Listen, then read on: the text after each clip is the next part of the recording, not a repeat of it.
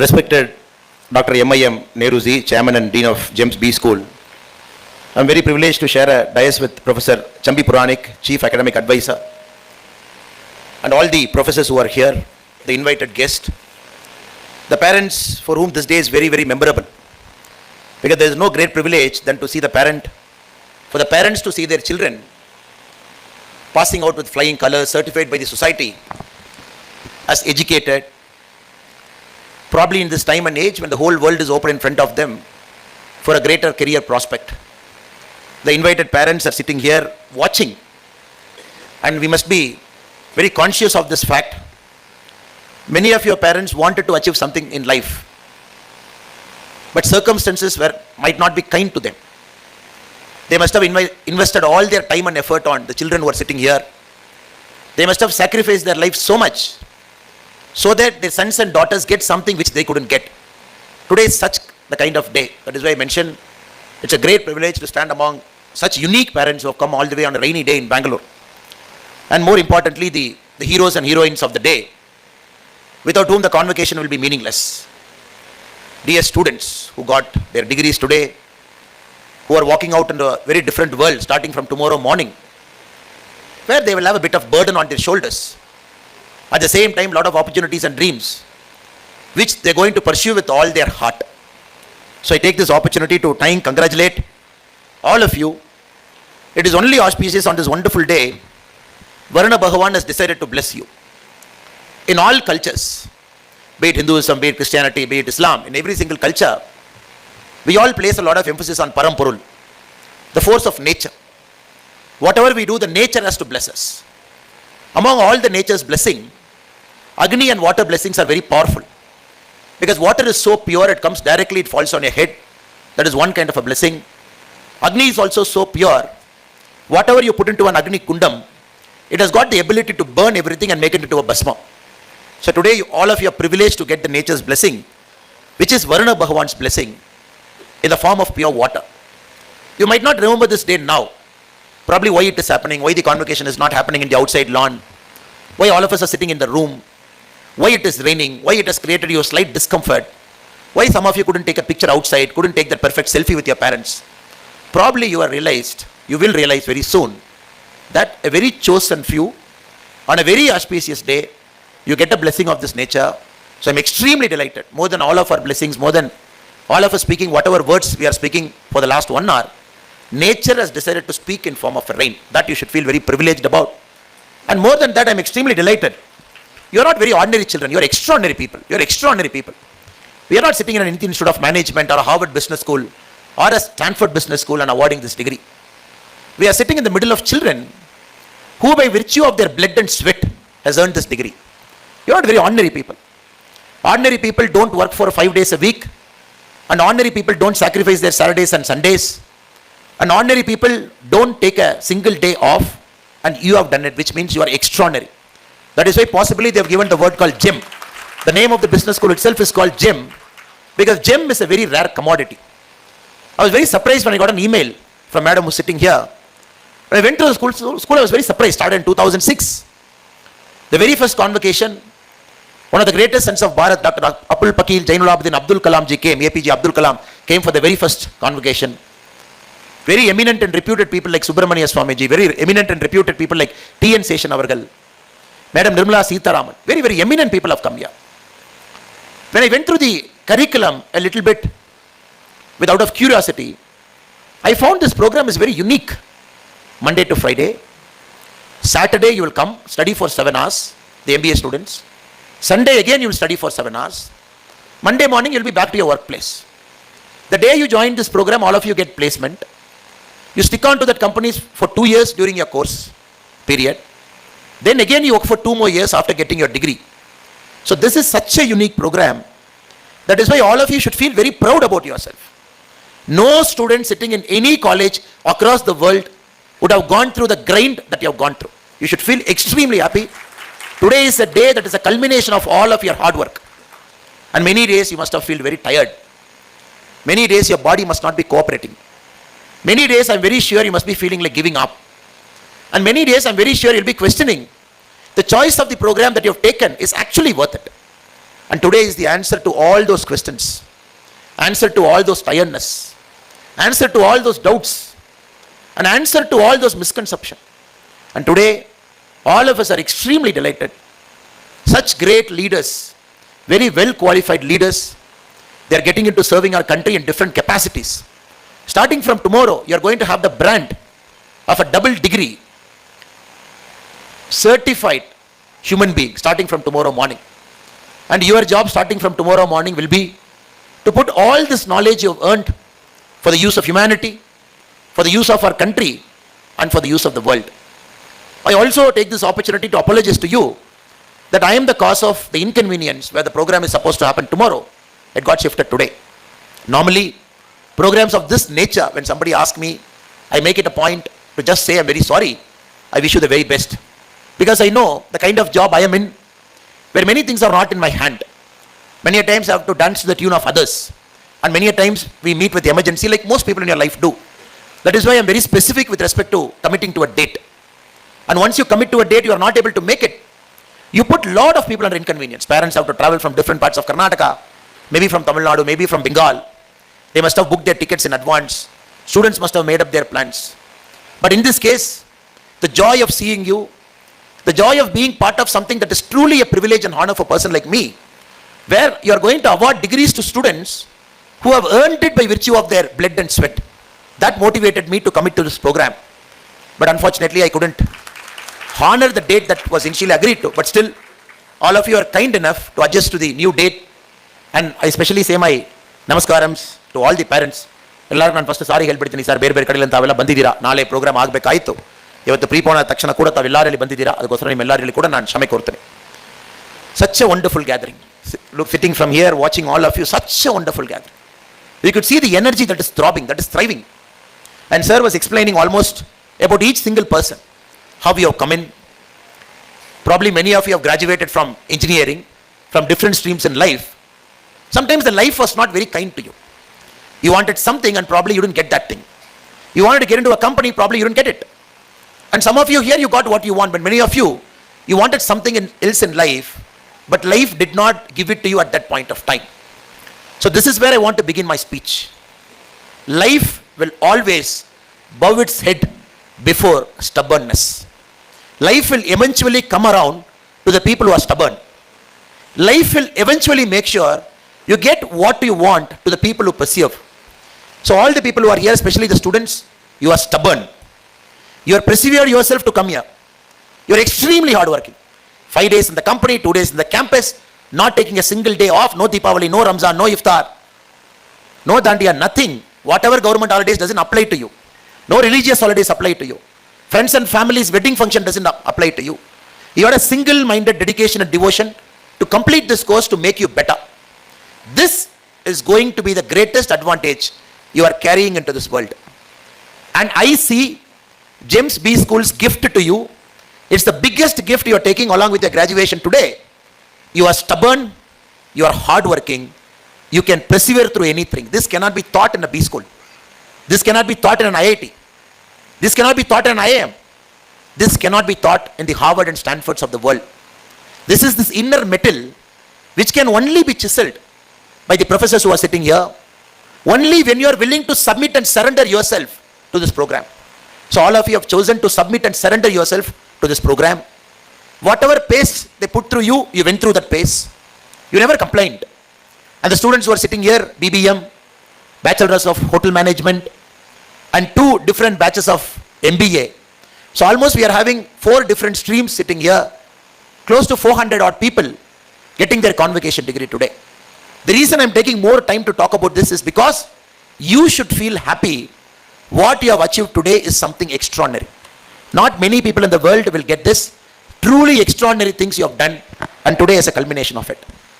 When I mentioned that some of you weren't successful in your previous avatar, at 10th, at 12th, and engineering, you wanted to do this, probably you couldn't do that. Because you have to understand, a school or a curriculum tested you on certain components, which the real world might not test you in the same component wise. The schools have tested you on intelligence, but the real world, starting from tomorrow morning, is going to test you on emotional intelligence. The school world and the college world have tested your hard work. Starting from tomorrow morning, the real world is going to test your perseverance. The schools and the colleges have tested your rules and order. Are you coming at 6 o'clock? Are you coming at 8 o'clock? Are you sitting through all the classes? Is your Saturday and Sunday marked as present here? The schools and colleges have tested your rules and order. Starting from tomorrow, the world is going to test you when nobody else is going to watch you. Till now, somebody has watched you. Whether you're coming, your attendance is marked, your biometric is done. That is rules and order. Starting from tomorrow morning, there is no rules and order for you. It is you, your mind, and the nature to whom you are going to be answerable from tomorrow morning. Till now, the world has tested you, especially the school and the college, on obedience and authority. Starting from tomorrow, the world is going to watch you on how well you do with respect to collaboration and teamwork. The reason I am emphasizing this is, the world's graduation marks is different from a college or a B school's graduation. So if you look at my case, please forget for a point of time, I am this, I am that, I have done this thing, I have done that thing, just forget it. Just see me as a person who's 10 years before you in this planet. Just see me as a person. Just see this human being, Annamalai, standing in front of you as a person who's 10 years before you in this planet. Just see me like that. I did my engineering. Why did I do my engineering? When somebody asked me in 10, what did I want to do? I said two options, engineering and medical. I don't want to do medical, I want to do engineering, I did engineering. Somebody asked me, why this college? I said, my friend is joining this college, I want to join the same college. I did my engineering there. Then, after my engineering, I took a break year. That point of time in 2006-07, taking a break year for a person like me coming from a village, a first generation graduate, is unheard of. I told my father, just give me a year. I just want to find out what I want to do with my life. I'm not very clear what I want to do with my life. Till now, life has taken me to an engineering college. Probably the engineering college, I got a job also. But I don't want to go to that job. I want to take a break here. So, village, my father has studied till 10th standard. My mother has studied till 6th standard. Both of them very gracefully they gave me that 1 year to take off. They never cared what my village is talking. They never cared, oh, this fellow studied in Coimbatore in one of the top engineering colleges. He is not going for his job, whereas his other friends have gone to a job. A lot of people have spoken, but my parents never cared about it. That 1 year I took off is the most important year in my life. I'm 40 now.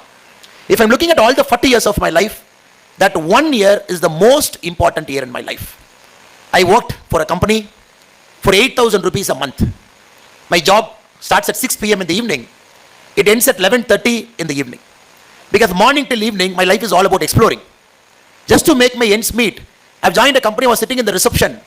Just to make sure I earned something, I'm not dependent on my father. When I had a job with a multinational company in hand, I still did not take it.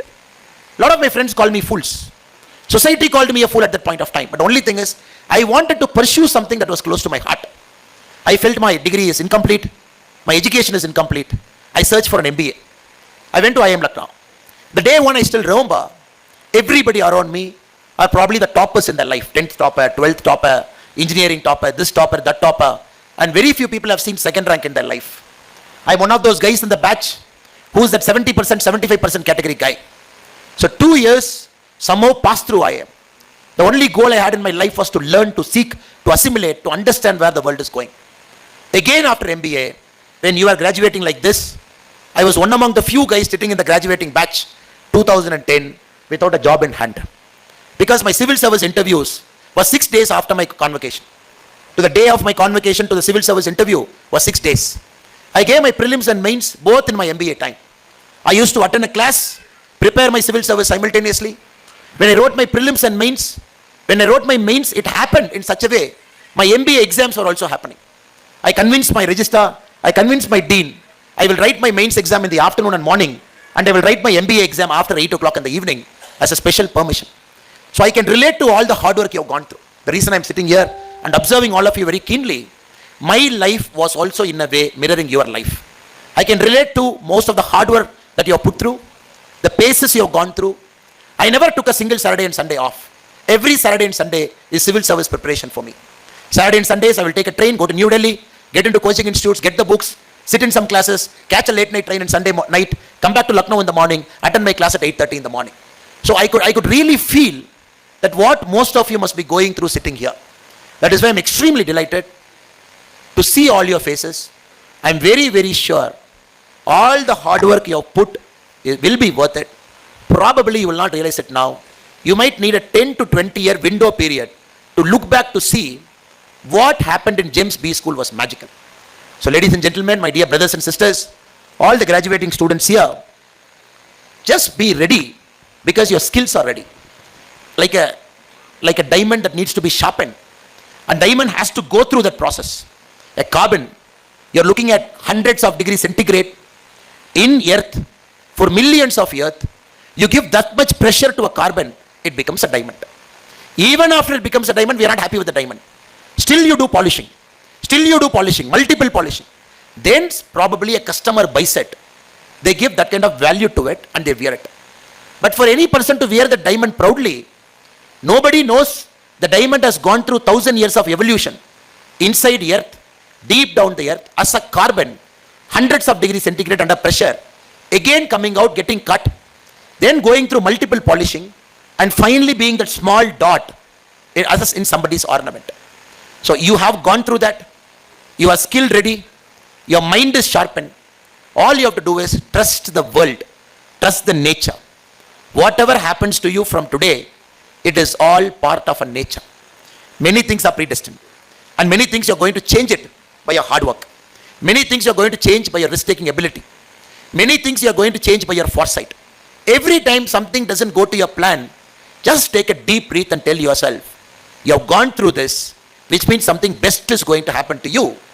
Just keep pushing yourself through things that might not happen to you to your liking over the next 10 and 20 years. This is very, very important, because now the problem with many of our youngsters is mind-wise they are not ready. Education-wise they are ready. Some of the best colleges, they have gone through some of the greatest institutions. Some of the best professors have taught them, but mind is not sharp. That is why I'm seeing suicides happening right inside IITs. I'm seeing the student suicide happening in some of the best educational institutions in our country. Because there is learning, there is knowledge, there is textbook, everything is available, but somehow mind is giving up very fast to them.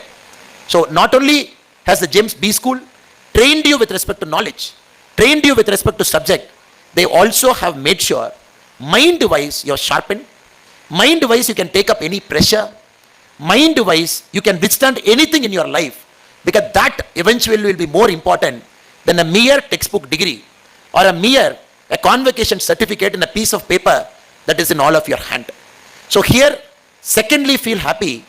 Your mind is extremely sharpened. So whatever you want to do out in life, 100% you will do it without fail.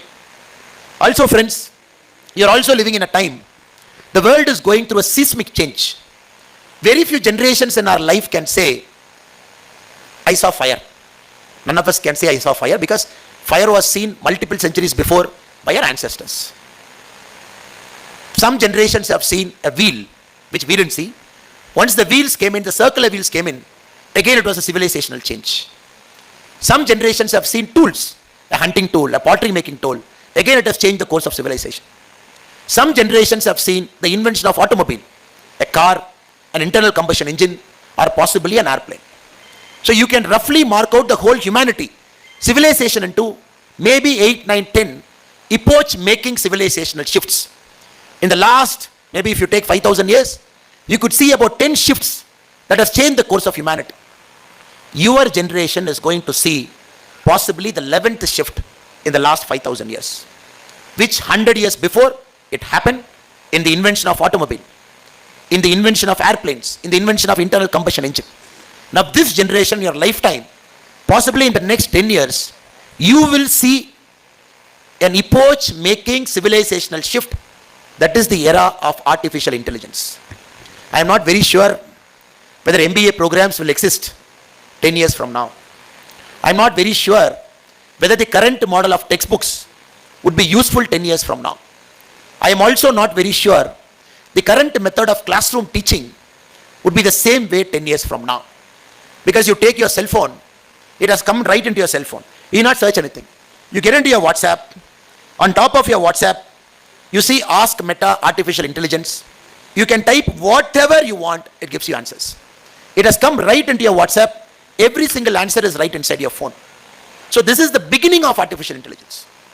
A machine learning is able to pick up knowledge that is far available, is able to condense it in a matter of seconds.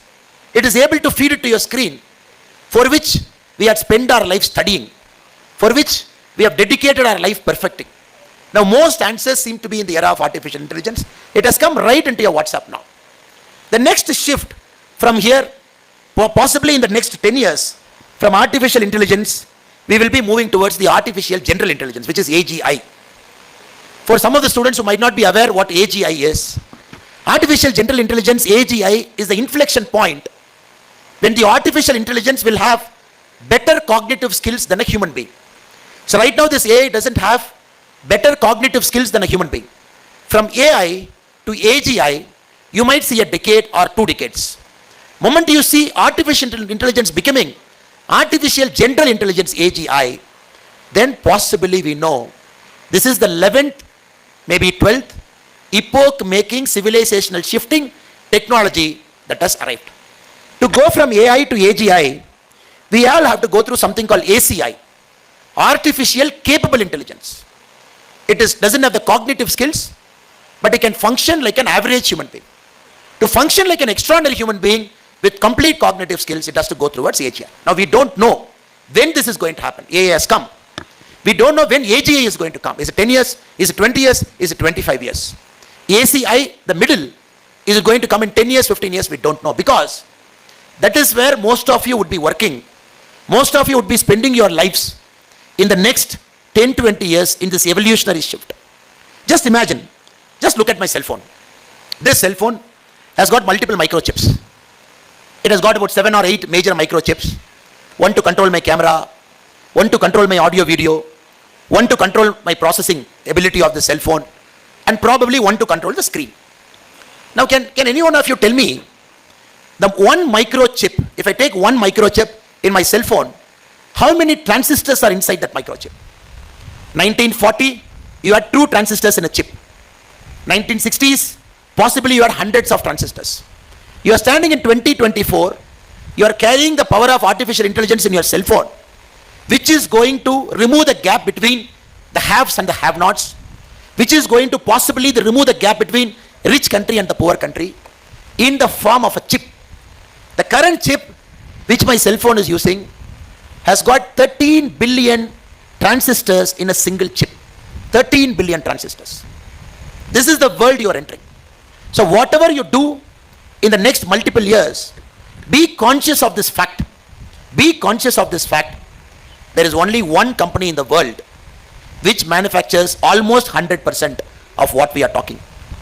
There is only one company in the world which manufactures a machine which manufactures the transistor. There is only one company in that world which can assemble and bring it to you as a cell phone. Most of the chips that I am talking here is manufactured by a company called TSMC, Taiwan Semiconductor Manufacturing Company, based in Taiwan. 100% of the high-end chips. There is only one company which manufactures the machine for manufacturing that chip. That company is based in Netherlands. It is called ASML. Only that one company, the costliest technology company in the whole of Europe, which manufactures that machine. It is this Apple which has got the capacity to assemble that processing power. The reason I am giving you this as an example is, this should be an inspiration to you. MBA is a general program.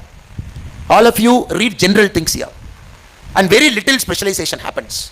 Even if you are a hospitality management MBA person, supply chain and logistics MBA person, we teach you HR, we teach you a bit of finance, we teach you a bit of logistics, we teach you a bit of marketing, we teach you everything. But you have to understand, the world is again entering into specialization. Whether you like it or not, the world is again getting back into specialization. People who can do that one job well will excel, not doing the 10 jobs average. Possibly your generation, starting from this decade to the next 3-4 decades, will see the pinnacle of specialization. One chip company manufacturing chips, one company manufacturing machines, one company assembling, it is coming to the end user. You look at the top companies in the world. If you look at the number 1 company in terms of market capitalization, Apple, complete specialization. If you look at number 2 company in the world, Microsoft, complete specialization. If you look at the number 3 company in the world, NVIDIA, which manufactures all the GPU for your gaming, again specialization. If you look at Meta, again specialization. If you look at all the top companies in the world, they are getting into specialization. This is where I see a great future for all of you. Probably you will think through, you will look into the life very carefully, And you will pick up that one thing in your life for which you want to dedicate your life to it completely. Because we all have to understand great things happens by sacrifice. Great things just like that don't happen. So we want all of you not to be a normal person, working in a normal company, doing normal things and living a normal life. You are extraordinary people, never forget it. You are not normal people, you are extraordinary people. Monday to Friday working, Saturday, Sunday studying. 2 years you have done it without fail, which means you are extraordinary. Extraordinary people need to do extraordinary things. Extraordinary people, the world will not accept if you do normal things in your life. So we hope and pray, in a country like India right now, possibly one of the best country to live in the world. If somebody has asked 1960 which is the best country, we will say without fail it is America. Because we are coming right after World War II. America is becoming a manufacturing powerhouse. It is going to be a rich country in the next 20-30 years. It is going to be a superpower. Everybody will say America. If somebody has asked us 100 years back which is the best country to live, we would have said UK. Because 70% of the world was under the control of United Kingdom. Possibly they had the tools, they had the control mechanism of the whole world, UK. If it asked me in 1970-80, which is the best country in the world, we would have said Germany, or maybe parts of Europe. In 2024, if anybody is asking you which is the best country in the world to live in for the next 50 years, without a doubt, it is going to be our country. Without a doubt. I'm not just saying this to motivate you. I will talk with facts. I'll talk with facts. I'm not just saying because you will clap when I say India is the best country to live for the next 50 years. A population of 142 crore. No other country is comparable to our country. We are number one in terms of population. But we are not so interested about the population. We are interested about the quality of the population. How is our population? 40% of this 142 crore, they are below the age of 25 years. Just imagine. 25 years and below, 40% of 142 crore, which is approximately 60 crore. Which means all of your youth, the whole world is open in front of you. The whole world is your market. India is going to be the human resource capital of the world for the next 100 years. You want to have a CEO for Alphabet? Please call Sundar Pichai. You want to have the CEO? Please call an Indian origin guy. You want to have Satya Nadella? Please call him an Indian origin person. You want to run some great American Fortune 500 company? Please call an Indian origin CEO. Whether we like it or not, some of the top corporations of the world, maybe 20 years from now, I look forward to a time 50% of Fortune 500 companies will be run by an Indian or an Indian origin person or a person who has spent considerable time in our country.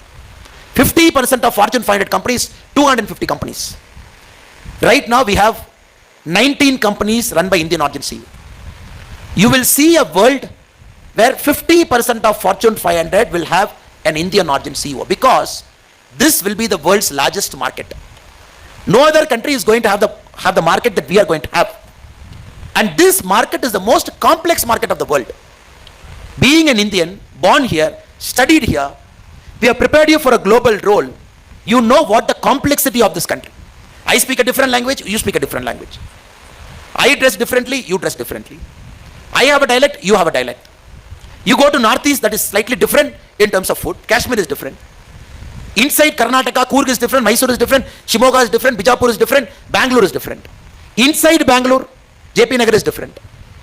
So you are living in a country that is so complex, but all of us are united by the spirit of Bharatiya. This complexity has prepared you to face any complexity in your life. That is why the world wants Indian origin CEOs, because you handle complexity extremely well. For Americans sitting in New York, for him Japanese, Chinese, Germans, Koreans, East Asians, Africa, Old Europe, New Europe, North America, South America, it's all entire complexity. But you guys will handle just like a cap on your head, because you know what complexity is from the day you are born. This is my second reason to say your generation is going to live in the world's best country for the next 50 years. The third, this is the fastest growing country in the world. Fastest growing. We just grew 8.2%. Growing 8.2% is not a joke when countries are growing at 1%.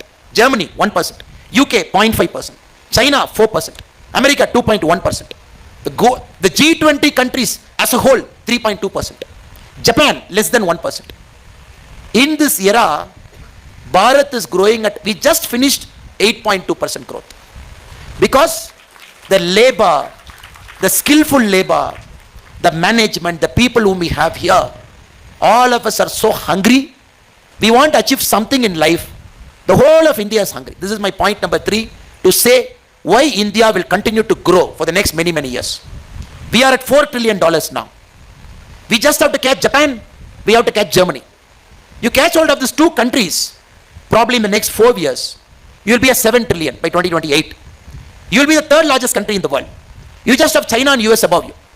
2047, we're extremely sure we will cross 50 trillion. Right now we have 4 trillion. Just imagine this country will grow 12.5 times over the next 24 years. No country in their life has grown at this pace. Roman Empire did not grow. Pax Britannica did not grow. Europe did not grow. America did not grow. India will grow 12.5 times in the next 24 years, from 4 trillion to 50 trillion. Point number 4. When you hit $50 trillion, you are obviously world number 1. We will have so much wealth, we can take care of all the social problems. Poverty, we can take care. Technology with money makes the standard of living more comfortable. Age-old diseases, we can find a way to cure it. Old people, giving them a comfortable living, we can do that. Changing the mode of transportation, we can do that. Right now, one bullet train from Ahmedabad to Mumbai is costing 1,60,000 crore to build. Now we want to build Hyperloop. Just imagine building a Hyperloop. With money, India can do anything. Your generation is going to make it happen. So don't even waste away this precious gift nature has given.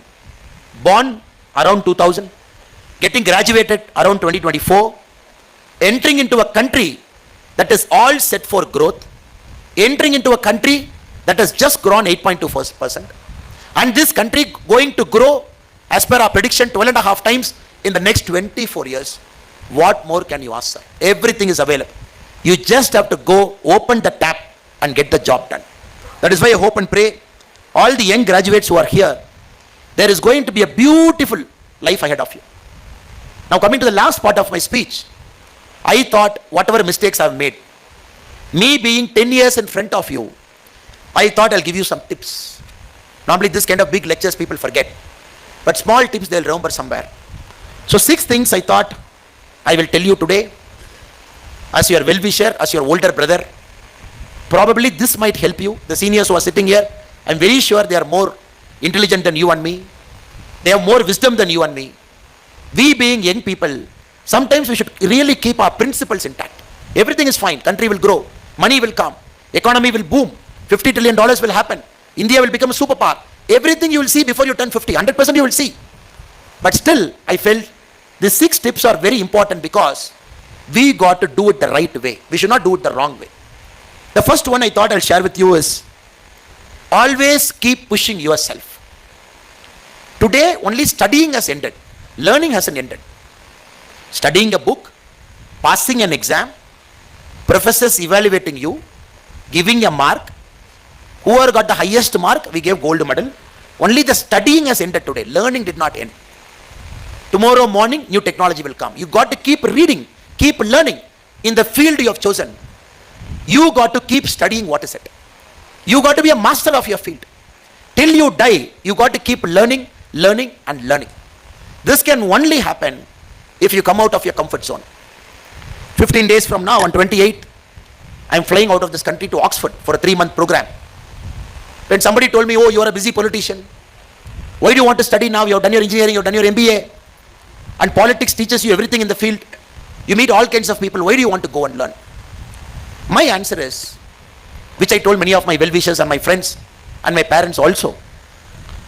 Being a student at a point of time in our lives always brings back that hunger. Sometimes we get used to the comforts of life. When we force ourselves to be a student for some time, even the wrong things that has got into your head, you will remove it. So I am again becoming a student on 28th of August. I am doing a fellowship in Oxford in London, a 3-month program where I will stay inside a hostel, walk to my classroom, carry my ID card, sit in the classroom, listen to the professors, finish a thesis, then I'll come back to our country in the last week of November. This I believe I have to do. No matter what, I have to challenge myself.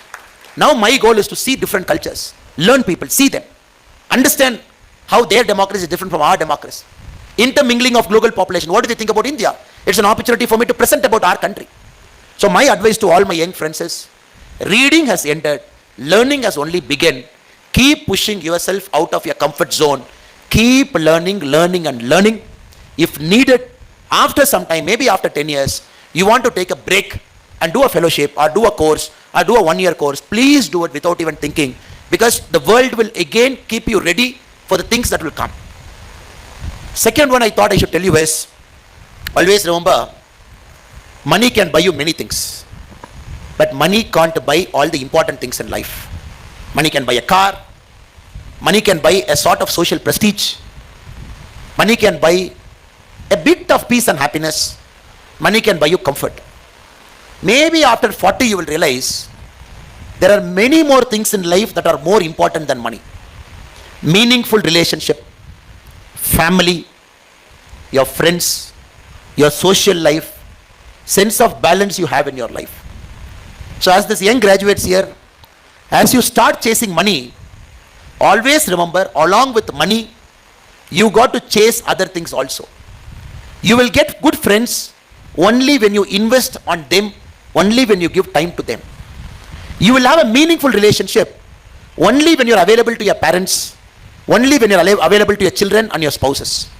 So these are very, very important to you. In the next 10-20 years, you will become busy, you will be big guys in an organization, you will be doing multiple things in your life. But always remember, some relationship, if you don't nurture now, you will not get it back. At 25, 30, you got to take care of your parents. Your parents need you now, not when they become 85 and when you become 55. It is very important, whatever you do, make sure you allocate time for all of this, because money can buy many things, but money can't buy many important things. Possibly at 60 we will realize these are more important than money.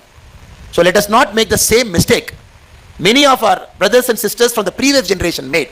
Let us chase money, build a career, make products, sell it, invent companies. Let us do everything possible. Take time out to breathe. Take time out to see the nature. Take time out to see a beautiful sunrise. Take time out to sit with your parents and drink a cup of coffee. Take time out to go to your friend when he or she needs you. Because giving, you will get it back eventually. I am very, very sure the young graduates here will consider this also in your busy lives from now on. Third thought I thought I should share with you is, always keep a hobby. When somebody asked Abhinav Bindra after the Beijing Olympics, now what? You won a gold in Beijing Olympics. The last shot Abhinav Bindra shot in Beijing is 10.8. Normally in a rifle shooting, you have 7, 8, 9, 10. But in Olympic shooting, there is no 10. There is 10.9. Perfect of perfect. The middle of bullseye is 10.9. 10.8, 10.7, 10.6. There is 10. So Olympic is such an accurate sport. The Olympians don't go for 10. They go for 10.9, which means the middle of middle. So they dedicate all their life to chase that excellence.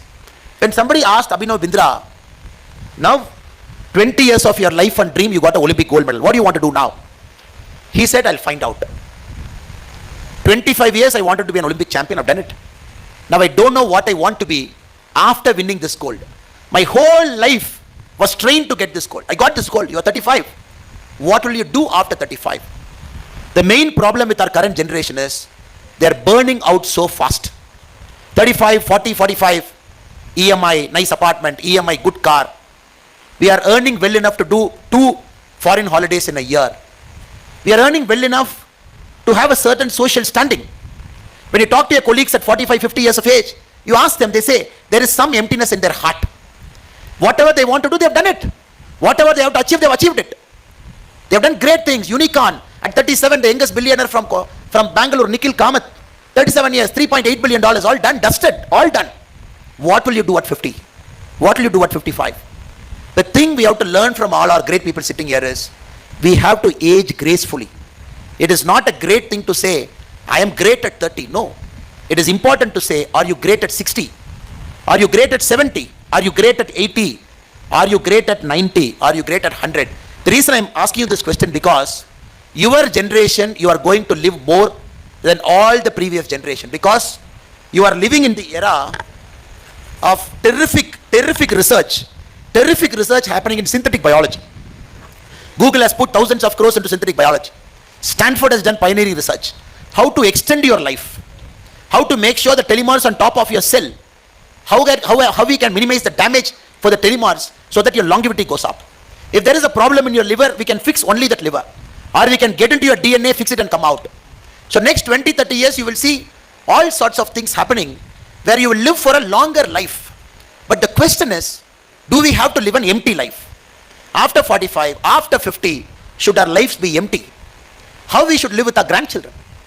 You and your wife, or the lady here with your husband. So both of you should hold your hand each other and live gracefully till 85, till 90. That is life. So I hope and pray in your busy lives, from tomorrow morning, traveling all across the world, working, you will find a hobby that will always keep you alive. It could be running, it could be a sport, it could be anything. There should be one thing in your life apart from work, because work will always bore you. However motivated you are, however great you are, work will eventually bore you. It is this hobby. That is why in the recent Paris Olympics I saw many investment bankers have won Olympic gold. It will be very surprising for you. Especially the Olympic sculling and the rowing. Some of the top investment bankers of New York who run $1 billion funds, who earn $20-30 million a year, they won an Olympic gold because a sculling or a rowing is their passion. A horse dressage is their passion. Show jumping is their passion. There is a job, there is a life, but they never allowed their passion to die. So I hope and pray all my young friends who are here, by pursuing a hobby very seriously, you will live a multi-dimensional life, you will live a long life, you will live a happy life, you will live a meaningful life. Because once you hit that 100 crore or 50 crore or that first house or the first Benz or the first Audi, what after that? There is nothing after that, sir. The secret of life is after reaching there, there is nothing after that. So we all chase. Once you get it, it becomes meaningless. So let us get it. It's okay. Let us get it. Comfortness in life is important. But what I'm trying to tell you is, even if you get it, there should be something inside you to keep you happy and alive. The fourth one, I thought I will tell you is, life is always fair in the end. My IPS batchmates, I had an interesting set of IPS batchmates, 150 in the batch. Somebody is a bus conductor, wrote the civil service exam, cleared it, became an IPS officer. One of my batchmates who is in Orissa now, a Tamil brother, he was a hostel warden.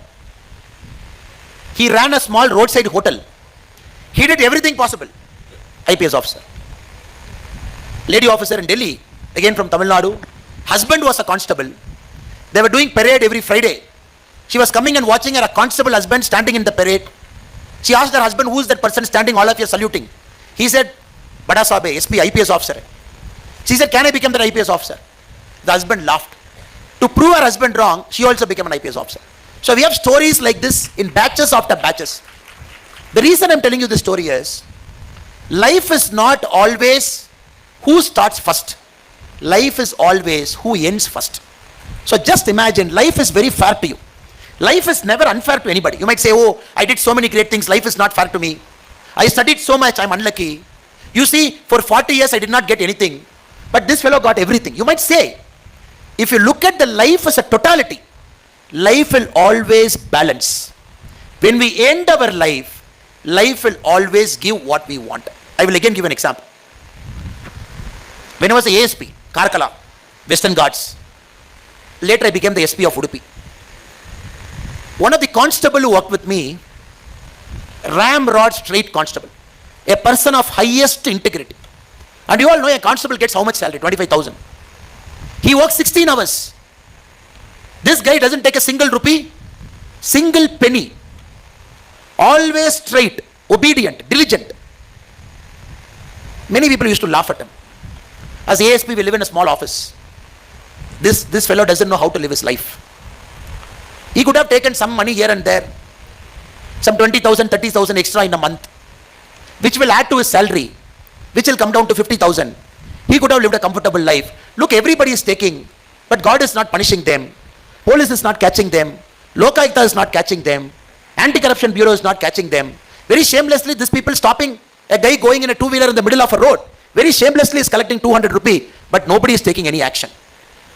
And many people in their service, by being corrupt has also retired at 60 years without getting caught. For every 1% who get caught, I would say 90% of corrupt people, they retire without getting caught. Every 1% they get caught, 90% of people happily retire without anybody catching them. Then we ask ourselves, what is justice? What is karma? Somebody is making a mistake, no punishment. But a government clerk earning 25,000 rupees is ramrod honest, is suffering, living in an 8,000 rupee house, not able to give good education to his children, not able to take his children to a good hotel, not able to buy a good dress, when that person could be corrupt, but still he chose not to be corrupt.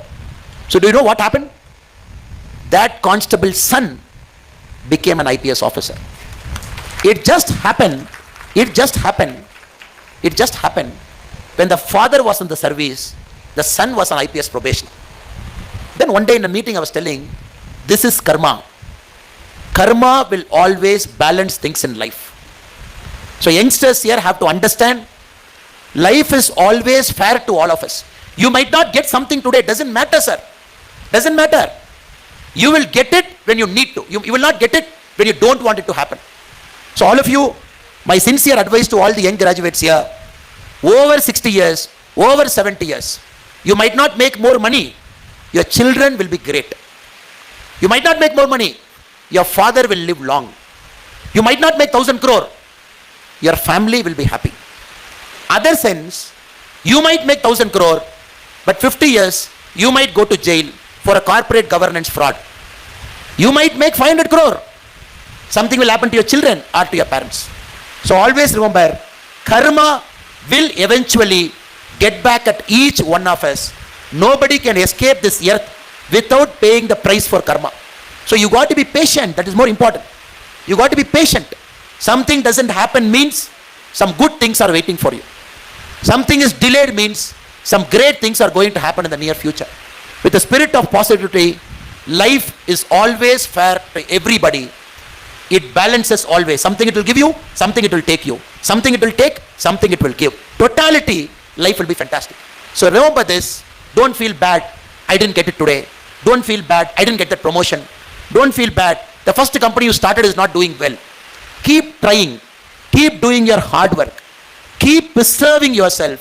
Things will eventually happen to you, friends. Last but not the least, be spiritual. All faiths are here. I see a lot of parents from the Islamic faith here. A lot of people from the Hindu faith. A lot of people from the Christian faith. People from the other faiths also. Don't confuse spirituality to religion. Both are different. Islam says 5 times you got to pray.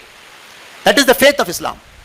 Hinduism says you can worship your God any way. You fall, you say namaste, you come on Monday, you come on Saturday, you eat non-veg and come, you eat veg and come, everything is okay.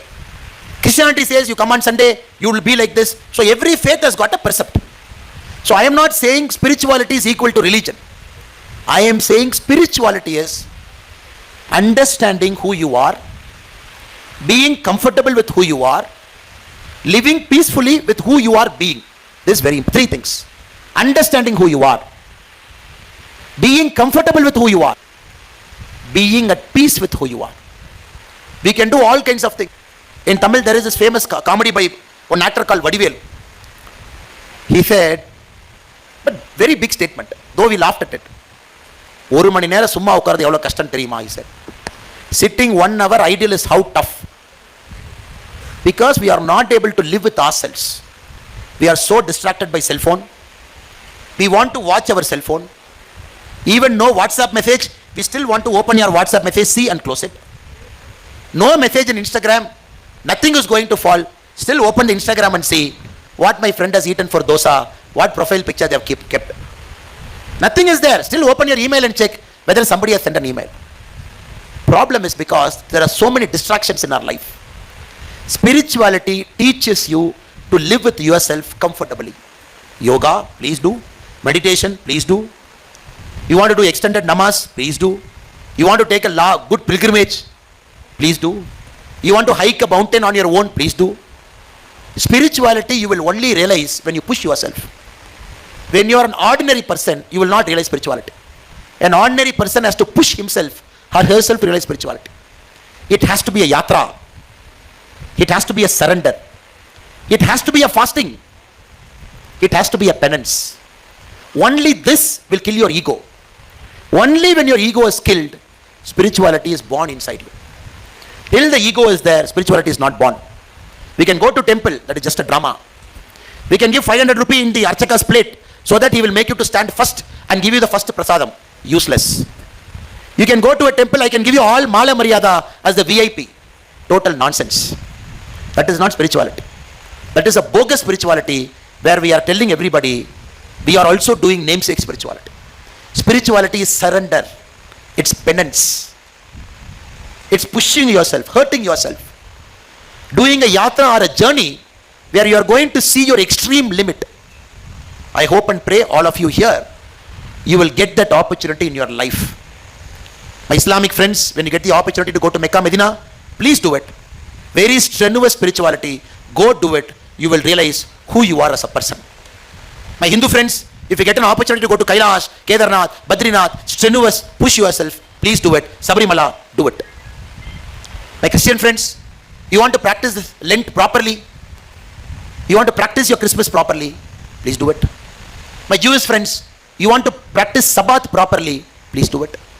That is why our forefathers have beautifully kept spirituality in each of the religion. But we are not able to differentiate between spirituality and religion. So my sincere prayer to all of you is, you will keep pushing yourself, keep going outside your comfort zone. You will understand money can buy many things. Money also can't buy very important things.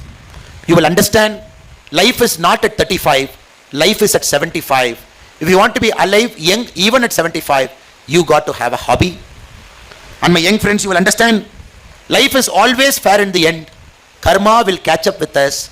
Eventually, we all have to pay a price to karma. None of us will escape. So let us live our life the right way. And my young friends, I am very sure you will also understand your real awakening begins only when your spirituality opens inside. I hope and pray you will not confuse religion and spirituality. You will discover your spirituality inside, where the true meaning of your being you will realize, and then you will live a very happy, comfortable life. Just to end, I am not sure how much of my speech made a sense to you. I am in my last 2-3 minutes. How much did I really connect with you? I am only trying to emphasize you are special people.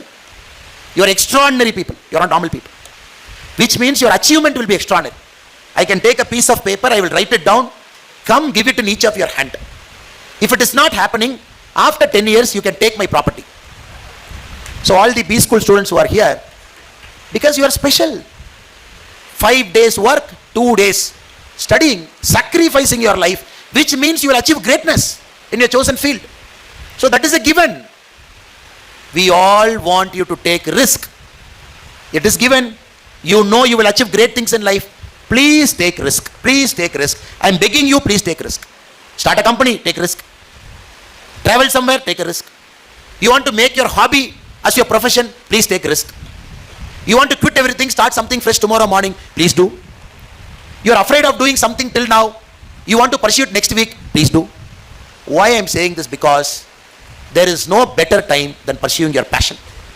You are living in this country, the world's youngest country, which in 25 years is going to be the world's #1 economy, which you will be a part of. And we all of us want you to be really extraordinary in what you choose. Last but not the least, life has tested you in some way. Don't feel bad. Starting from tomorrow, life is going to test you in other ways in which you will be toppers. You will get all you want in life. Don't worry about that. Last but not the least, I gave you 5 tips. Don't forget it. Coming out of your comfort zone. Remember the importance of money and also not the importance of money. Importance of hobby. Importance of karma and life. Being spiritual. I'm very sure, small world sir, we'll keep meeting each other. Whenever I happen to see you, if I'm able to remember your face, I'll say hello. If you're able to see me and remember my face, you please say hello to me. So that let us check on with each other what each of us are doing. What I am doing, what you are doing. Let us keep a track of each other for the next 25 years and make this country a great, beautiful, developed Bharat for which all of us should play a major role. I take this opportunity to thank the 2 eminent gentlemen sitting in the stage, James B School, the Chairman and Dean MIM Nehru ji, and the Chief Academic Advisor Professor Chambi Puranik ji, and all the parents. Once again my apologies sir for the trouble. It is supposed to be tomorrow. You have come all the way for today. Thank you so much for coming. And all the guests who have come from different parts of Bangalore and different parts of India are not worried about this inclement weather. I bow my respects and my vanakkam to all of you. And all the students who have come here, you will do great things in life. Relax, chill, have a great fun day today. Let us start our work tomorrow. All the very best. Take care. Bye.